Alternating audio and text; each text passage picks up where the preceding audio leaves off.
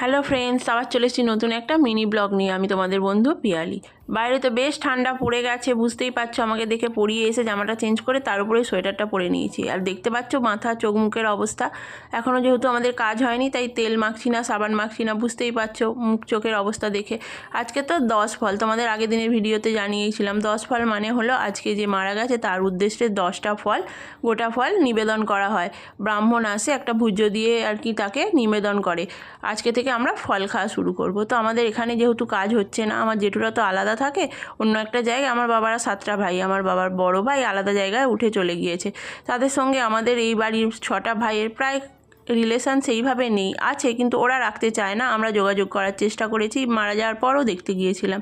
তো আজকে পূর্ণিমাও পড়েছে, সেই জন্য দেখতেই পেলে মা আজকে ডালিয়া করেছে। সমস্ত কাজবাজ সেরে স্নানটা করে নিলাম, নিয়ে খেয়ে নিয়ে ছাদে এসেছি।